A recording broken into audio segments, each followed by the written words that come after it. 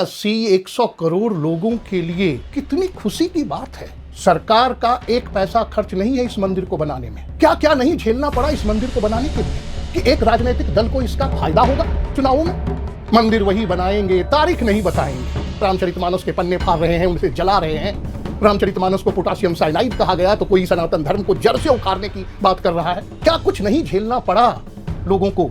लोगों ने बलिदान दिए हैं, अपने प्राण दिए हैं इस मंदिर के लिए कि जिस राजनेता के नाम में ही सीताराम है, जिस पत्रकार के नाम में ही रामचंद्र है, ऐसे लोग राम मंदिर पर प्रश्न उठा रहे हैं। नमस्कार मित्रों, क्षमा चाहूँगा कि काफ़ी वक्त लग गया ये नया वीडियो आने में, कारण आप समझ ही सकते हैं। तो सबसे पहले तो आपको अंग्रेजी नववर्ष की ढेर सारी शुभकामनाएं।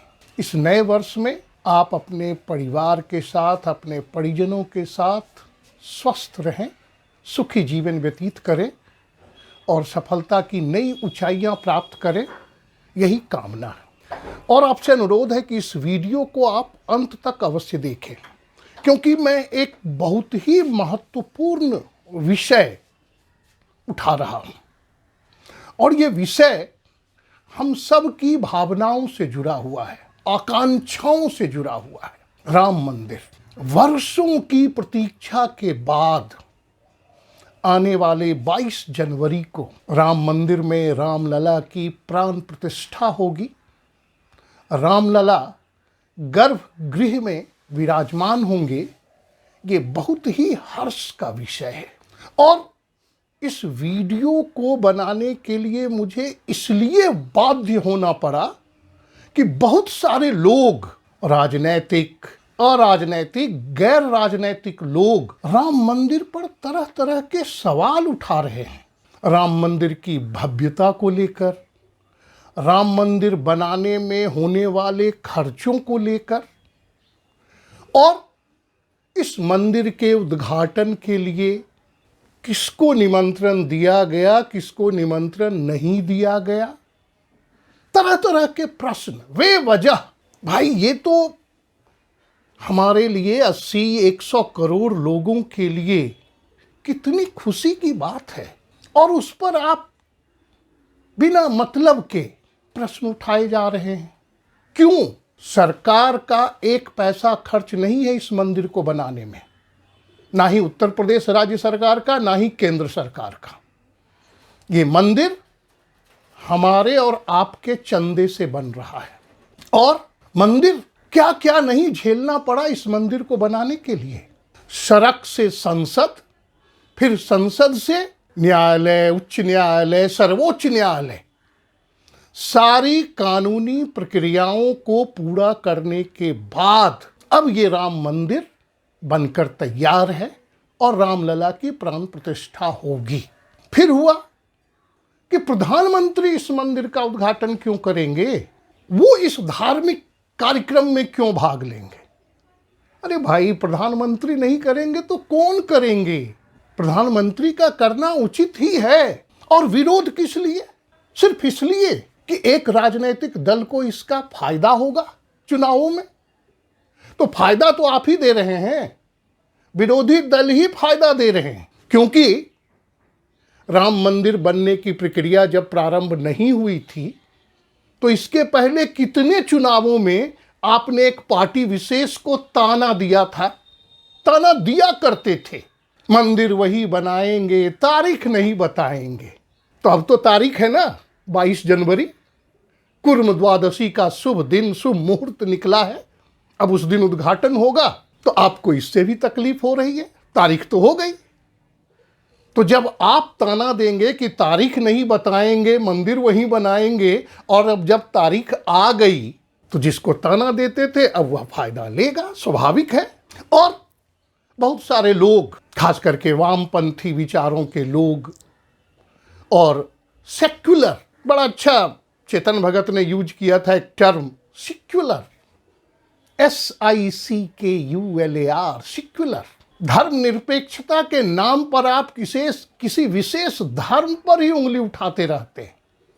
और देखिए, पिछले कुछ महीनों में राजनीतिक दलों की सोच देखिए, उनके बयान सुनिए, उनके क्रियाकलाप देखिए। रामचरितमानस के पन्ने फाड़ रहे हैं, उनसे जला रहे हैं। रामचरितमानस को पोटासियम साइनाइड कहा गया तो कोई सनातन धर्म को जड़ से उखाड़ने की बात कर रहा है। और आज राम मंदिर बनकर तैयार है। 22 जनवरी का इंतजार है। और उस 22 जनवरी को दोस्तों आपसे अनुरोध है, उस दिन घर में, अपने घरों में दीपक जलाएं, दीपोत्सव मनाएं। ये उत्सव का मौका है। क्या कुछ नहीं झेलना पड़ा लोगों को। लोगों ने बलिदान दिए हैं, अपने प्राण दिए हैं इस मंदिर के लिए। कौन भूल सकता है कोठारी बंधु के बलिदान को। और उनके जैसे जैसे बहुत सारे लोगों ने अपने प्राण दिए हैं इस मंदिर के लिए। और आज जब मंदिर बन रहा है, मंदिर के उद्घाटन की पूरी तैयारी हो रही है, तो राजनेताओं की तो छोड़िए, हमारे कुछ पत्रकार बंधु रोज टीवी पर बहस सुनते होंगे क्या मिलेगा इस राम मंदिर से। तो मेरा उत्तर है सब कुछ मिलेगा, सब कुछ। 10 वर्ष पहले जो वाराणसी था या बनारस, आज देखिए 10 वर्षों में काशी विश्वनाथ कॉरिडोर जब बना और उसके बाद से जो विकास हुआ है वाराणसी का, अंतर देखिए, आपको स्पष्ट अंतर महसूस होगा। तो विकास हुआ, लोगों को रोजगार मिला। तो मेरा उत्तर यही है, क्या मिलेगा राम मंदिर बनने से? तो मेरा उत्तर है सब कुछ मिलेगा। रोजगार, व्यवसाय, विकास, सब कुछ।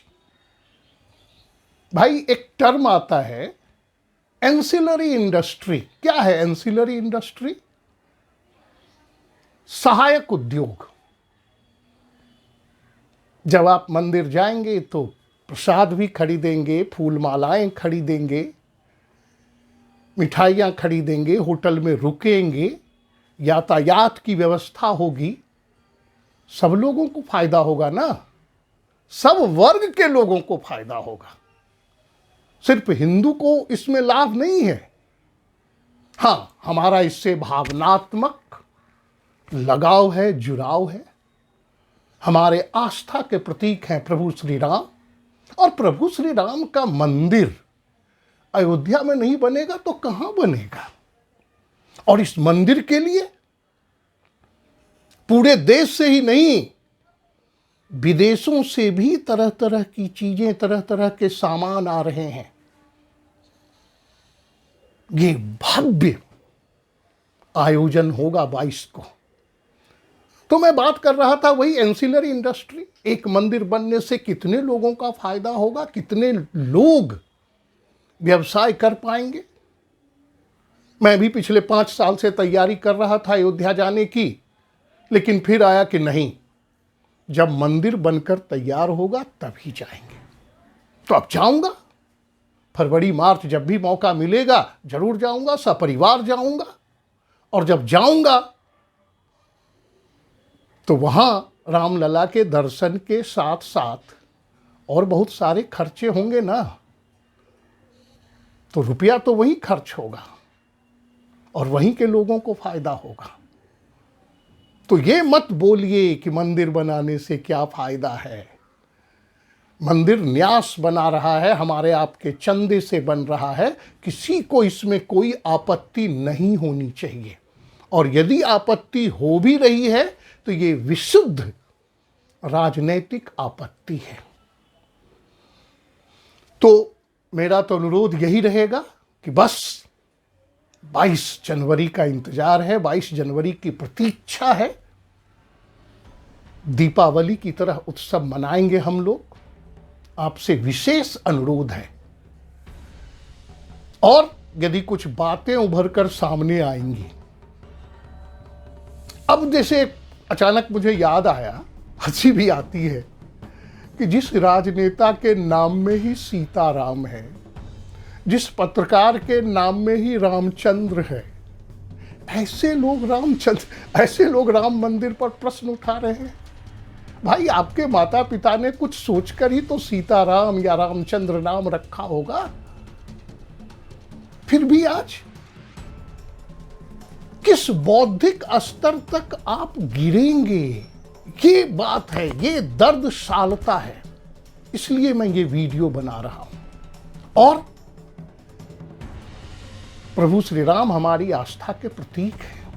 और मैं एक यहां चौपाई पढ़ना चाहता हूं। राम राज बैठे त्रैलोका, राम राज बैठे त्रैलोका, हर्षित भव गए सब शोका। तो ये हमारी मान्यता है कि जब रामलला की प्राण प्रतिष्ठा होगी, जब वो गर्भगृह में विराजमान होंगे, तो वो हमारे हर्षित होने का समय होगा, काल होगा, और हमारे सब शोक, हमारे सब दुख दूर होंगे। तो इस अंक में इतना ही। 22 जनवरी को दीपावली अवश्य मनाएं। ये हमारा आपसे विशेष निवेदन है, विशेष प्रार्थना है। नमस्कार दोस्तों।